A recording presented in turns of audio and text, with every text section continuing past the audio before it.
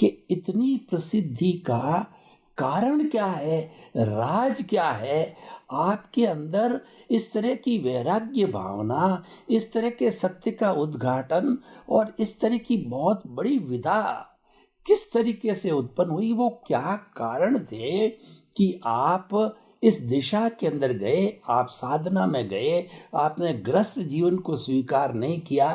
तो हम जानना चाहते हैं कि उसको प्राप्त करके, उसको सुन करके हम भी अपने जीवन को अच्छी तरह से डिजाइन करें। तो कृपया आपका स्थूल परिचय देंगे कि किस कारण से, किन परिस्थितियों के अंदर, किस वजह से ये वैराग्य की स्थिति आपके उत्पन्न हुई? जय सच्चिदानंद। हम जब आध्यात्म विज्ञान की बात करेंगे तो ये बात जरूर ध्यान रखना कि ये बात कुदरती कानून और सनातन सत्य के ऊपर आधारित है, यूनिवर्सल ट्रूथ लॉ के ऊपर आधारित है। ये हमारी बातें कोई धर्म, संप्रदाय, व्यक्ति, गुरु, संस्था के ऊपर आधारित नहीं है। तो आइए हम इसको विस्तार से समझने की कोशिश करें। आपका प्रश्न था, आपके जीवन में कैसे परिवर्तन आया? देखो, संसार के अंदर हर व्यक्ति हर अवतार में डेवलप होती होती होती आती है और एक दिन वो अपने ही जीवन में जो कुछ डेवलपमेंट लेकर आए, इससे पूरा दुनिया का रहस्य, ये ब्रह्मांड का रहस्य, कुदरती कानून का रहस्य, कुदरत क्या है उनका रहस्य, और हमारा मन वचन काया से चलता हुआ जीवन क्या है, इनका पूरा रहस्य खुला हो जाता है। इसको कहते हैं आध्यात्मिक परिभाषा में, इसको कहते हैं दर्शन या तो सम्यक दर्शन। तो ये दर्शन बचपन से हमने पाया है, कुदरती रूप से मैं लेकर आया हूँ, मगर ये जो दर्शन है समय समय पे वो एडवांस होता है, अपग्रेड होता है और ब्रॉड होता जाता है। इसमें शार्पनेस एंड क्लैरिटी आती है विजन के अंदर। तो ये कैसे होता है? क्योंकि जब इंसान को जब सनातन सत्य समझ में आ जाता है तो सबसे पहले मोह नहीं रहता है, क्योंकि जब सनातन सत्य समझ में आ जाता है तभी मालूम हो जाता है कि सुख तो मेरा स्वभाव है, बाहर कोई जगह सुख है ही नहीं, वैसे दुख भी नहीं है, ये दोनों अपनी कल्पना है। कुदरत तो ये कहती है मैं आपके कर्मों का फल देता हूँ, फल को आप लेबल लगाते हैं कि इसको सुख कहूँगा या तो इसको दुख कहूँगा। अगर कोई गरीब व्यक्ति है जो मंदिर के बाहर बैठी है, अगर मैंने उसे 5 रुपया दिया तो उनके लिए सुख है, और वही मंदिर के बाहर कोई व्यक्ति BMW में से आएंगे, नीचे उतरेंगे, मैं उनको 5 रुपया दूंगा तो उनके लिए अपमान है। तो ये सुख दुख की परिभाषा वो तो हमारी है, कुदरत तो एग्जाम का रिजल्ट जैसे है। और इसीलिए जब ये सनातन सत्य समझ में आ जाता है तो जो सुख ढूंढने का जो बाहर प्रयास था वो सबसे पहले समाप्त हो जाता है। ये पहली बात है। दूसरी बात, जब बाहर सुख ढूंढने का प्रयास समाप्त हो जाएगा, इसके साथ पैरेलल ये भी हो जाएगा कि आखिर ये दुनिया जो है, जो मन वचन काया और 5 इंद्रियों से अनुभव में आती है, वो क्या है? तब मालूम होता है ये पूरी जो सृष्टि है वो टोटली ऑटो मोड है, फिक्स है, और मनुष्य का जीवन अपने कर्म के फल के मुताबिक फिक्स हो गया है। तो ये पूरा ब्रह्मांड जैसे जैसे कुदरती कानून के मुताबिक, कुदरत के मुताबिक, कुदरती रचना के मुताबिक समझ में आएगा, नए नए एपिसोड में हम सब कुछ बताते जाएंगे। मगर वैराग्य आने का कारण बाहर नहीं है, अंदर है। जब ये दृष्टि मिल गई क्या ये संसार में कोई जगह सुख है ही नहीं और सुख मेरा स्वभाव है, तो सबसे पहले मोह कट गया।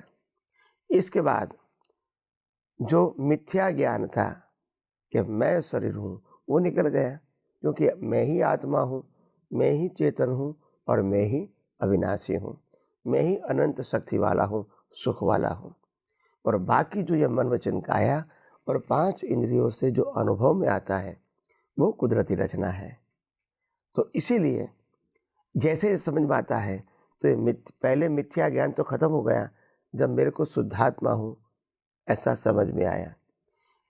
मिथ्या दर्शन यानी मेरे अलावा ये मेरे मन वचन काया और पूरे ब्रह्मांड कैसे चलता है, ये समझना ये आध्यात्म विज्ञान का बहुत बड़ा सार है।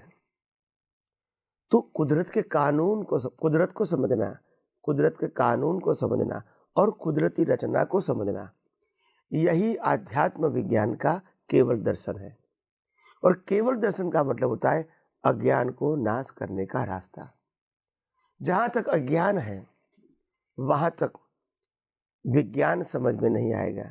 जहाँ तक अज्ञान है वहाँ तक केवल दर्शन नहीं होगा, और जहाँ तक केवल दर्शन नहीं होगा वहाँ तक केवल ज्ञान संभव नहीं है।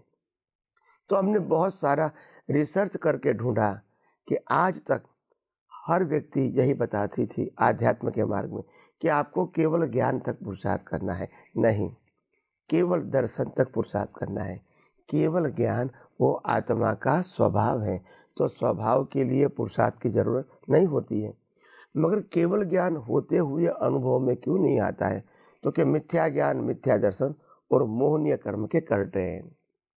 तो ये विज्ञान से मोहनीय कर्म नष्ट हो जाता है और मिथ्या ज्ञान, मिथ्या दर्शन भी धीरे धीरे धीरे नष्ट हो जाता है। तो मिथ्या ज्ञान, मिथ्या दर्शन और मोहनीय कर्म का एक नाम है अज्ञान। और वो अज्ञान निकालने के लिए कुदरत, कुदरती कानून और कुदरती रचना, ये तीन बातों फंडामेंटली डिटेल में हमको समझना आवश्यक है। तो जैसे जैसे आप समझते जाओगे, सुनते जाओगे, अपने जीवन में उसको दृष्टि से उपयोग करते जाओगे, वैसे वैसे आपको समझ में आएगा कि आखिर आध्यात्म विज्ञान की वैल्यू क्या है। दूसरी बात, आध्यात्म विज्ञान वो आर्ट ऑफ विजन सिखाता है। दुनिया को देखने की नजरिया, मन वचन काया, उनकी अवस्था को देखने की नजरिया, ऐसी दृष्टि आपको देता है ताकि राग द्वेष खत्म हो जाए, अज्ञानता खत्म हो जाए, नए कर्म बनने बंद हो जाए, और अगर बनेंगे तो भी मोक्ष मार्ग के लिए लायक और सहायक बनेंगे। यही विज्ञान से चिंता मुक्त दशा प्राप्त होती है, भीख और भय समाप्त होता है और आत्मविश्वास जागृत हो जाता है।